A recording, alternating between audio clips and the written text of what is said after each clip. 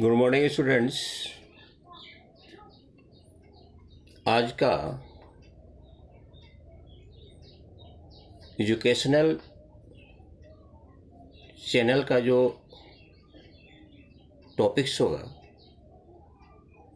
वह है एसिड रैन। तात्पर्य अम्लीय वर्षा। तो डियर स्टूडेंट्स, आखिर ये अम्लीय वर्षा है क्या? आज की डेट में ग्लोबल वार्मिंग की समस्याएं दिन प्रतिदिन उत्तरोत्तर बढ़ते जा रही हैं। खासकर इंडस्ट्रियल एरिया में और गैर इंडस्ट्रियल एरिया में, जहां पर कि लाखों की संख्या में पर डे स्वचालित इंजन, कल कारखाने, उद्योग धंधे, मोटर बोट्स, एलसीटी, जितना भी हम आर्टिफिशियल तरीके से मोशन में ऑब्जेक्टों को देखते हैं due to the presence of fuels. आज के जो हमारे कॉन्वेंशनल फ्यूल्स हैं, कोल, पेट्रोलियम, प्राकृतिक गैस, नेचुरल गैस, सीएनजी, तो ये सभी जलकर वायुमंडल में कार्बन डाइऑक्साइड, जब फ्यूल्स को पर्याप्त ऑक्सीजन मिलता है तो कार्बन डाइऑक्साइड, इनसफिशिएंट प्रेजेंस में carbon monoxide, sulphur dioxide, sulphur trioxide, nitrogen के ऑक्साइड, यहाँ तक कि पेट्रोल से बिना जले लेड भी निकलते हैं, जो कि लेड ऑक्साइड एक मेजर टॉक्सिक का फॉर्मेशन होता है। ये जो कार्बन डाइऑक्साइड, आपको पता है कि नॉन मेटल का जो ऑक्साइड होता है वो एसिडिक होता है और ये वायुमंडल में जाकर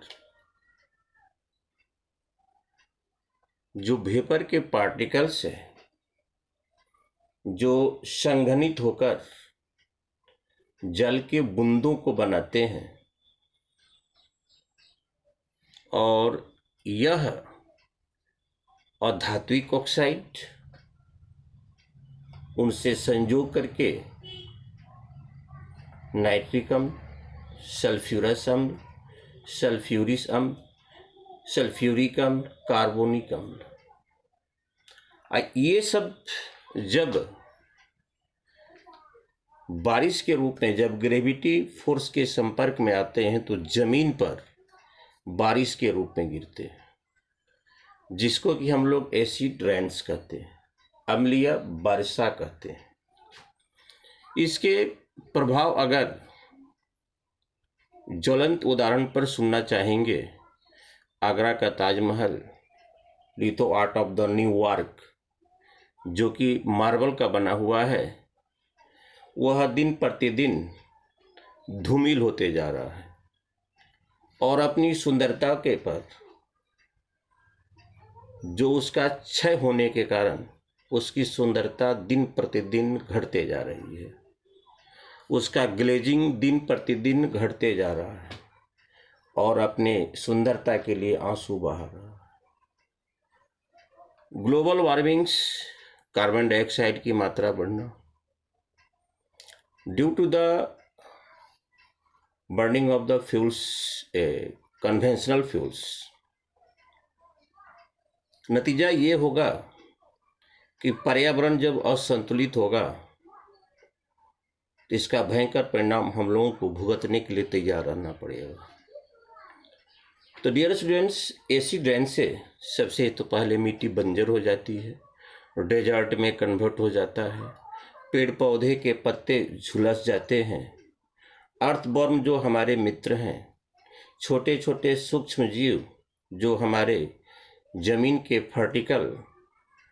फर्टिल कैपेसिटी में अपना महत्वपूर्ण योगदान रखते हैं, वह दिन प्रतिदिन डिस्ट्रॉयड होते जा रहे हैं।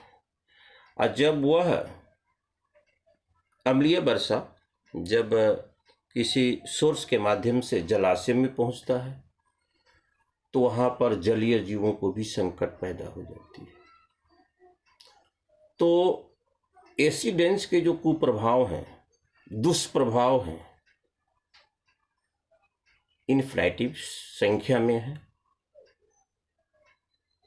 और एसिड रेन्स पर तभी कंट्रोल किया जा सकता है जब भारत के प्रत्येक नागरिक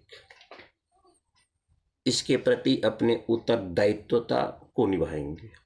कहने का मतलब कि अगर आपके पास कोई एडिशनल विकल्प नहीं है, एडिशनल सोर्स नहीं है एनर्जी का, तभी आप फॉसिल्स जीवाश्म ईंधन का प्रयोग करें। और 3R की कहावत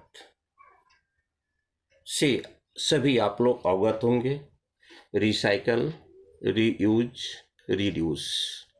एक अच्छा पर्यावरणीय मित्र बनने के लिए आपको इसे अपनाना होगा। तो डियर स्टूडेंट्स, आज के हमारे इस एजुकेशनल टॉपिक्स में मैं अपने अब टॉपिक्स के समरी पर विराम देता हूँ। अंत में मेरे तरफ से खासकर छात्र छात्राओं को शुभकामनाएं। और अंत में मैं आप लोगों से यही निवेदन करूंगा कि मेरे सब्सक्राइबेशंस में यथासंभव सहयोग करें। मैं इसके प्रति भरपूर अपेक्षा रखता हूं। Thank you very much.